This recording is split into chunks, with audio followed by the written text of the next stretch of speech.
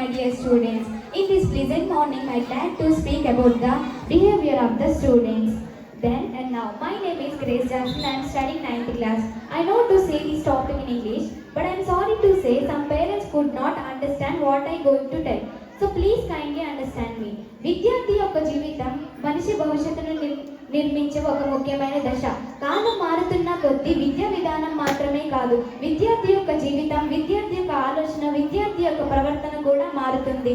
అప్పటి కాలంలో విద్యార్థులు ఎలా ఉండేవారంటే, విద్యార్థులు క్రమశిక్షణకు ఎక్కువగా ప్రాధాన్యత ఇచ్చేవారు, గురువులను గౌరవించేవారు, తల్లిదండ్రుల మాట వినేవారు, ముఖ్యంగా చదువు పట్ల ఎక్కువ దృష్టి కలిగి ఉండేవాళ్ళు. కానీ ప్రస్తుత కాలంలో సాంకేతికత పెరగడం వల్ల విద్యార్థుల యొక్క జీవన శైలి పూర్తిగా మారిపోయింది.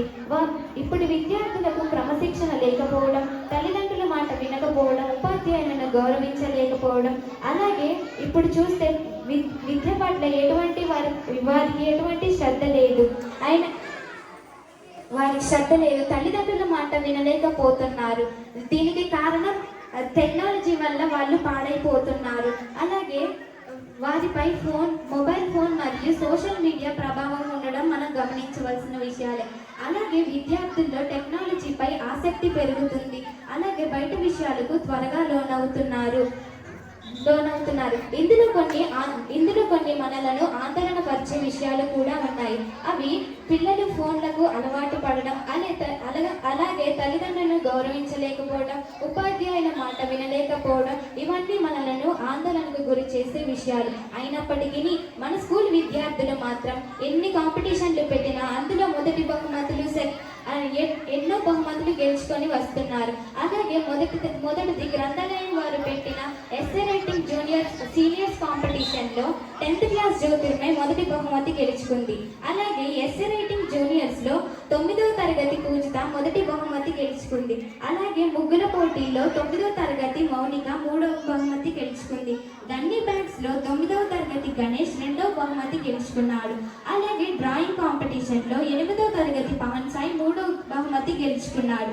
అలాగే ఈనాడు వాళ్ళు నిర్వహించిన కార్యక్రమంలో ఎస్ఏ రైటింగ్లో 10th క్లాస్ అక్షయ 3వ బహుమతి గెలుచుకుంది.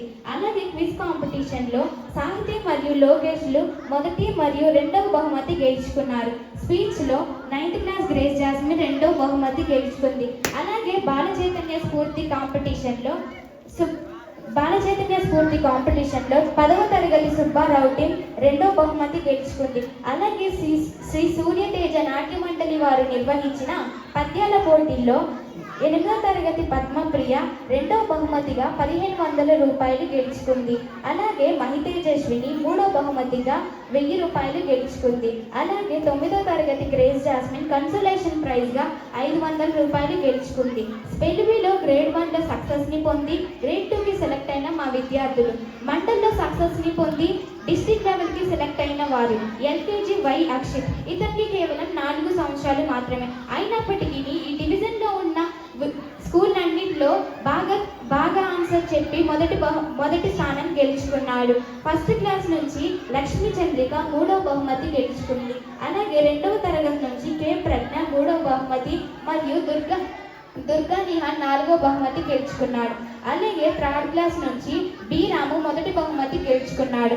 ఐ మంజు ప్రియదర్శిని 2వ బహుమతి గెలుచుకుంది. పి ప్రజ్ఞశ్రీ 4వ బహుమతి గెలుచుకుంది. అలాగే 5th క్లాస్ నుంచి మాధవీలత మొదటి బహుమతి గెలుచుకుంది. లోహిత 3వ బహుమతి గెలుచుకుంది. అఫ్సానా 4వ బహుమతి గెలుచుకుంది. అలాగే రిషిత్ కన్సోలేషన్ ప్రైజ్ గెలుచుకున్నాడు. 7th క్లాస్ నుంచి హర్షిక 5వ బహుమతి గెలుచుకుంది. 8th క్లాస్ నుంచి హోత్విక నాగసంజన 2వ బహుమతి గెలుచుకుంది. అలాగే 9వ తరగతి నుంచి బి వర్షిత్ 2వ బహుమతి గెలుచుకున్నాడు. కే పవిత్ర 4వ బహుమతి గెలుచుకుంది. ఇలా మేము ఈ బహుమతులు అందుకోవడానికి కారణమైన మా ఉపాధ్యాయులందరికీ నా నమస్కారాలు, కృతజ్ఞతలు తెలియజేసుకుంటున్నాను. మాకు మెయిన్ పాయింట్స్ చెప్పి మమ్మల్ని పదే ప్రాక్టీస్ చేయించారు. బహుమతి గెలుచుకునేంత వరకు మా వెంటే ఉండి మమ్మల్ని నడిపించిన ఉపాధ్యాయులకు మా నమస్కారాలు తెలియజేసుకుంటున్నాము. అలాగే ప్రత్యేకించి Prabhakar sir, Ramu sir, Kiran sir, Alex sir, Vijay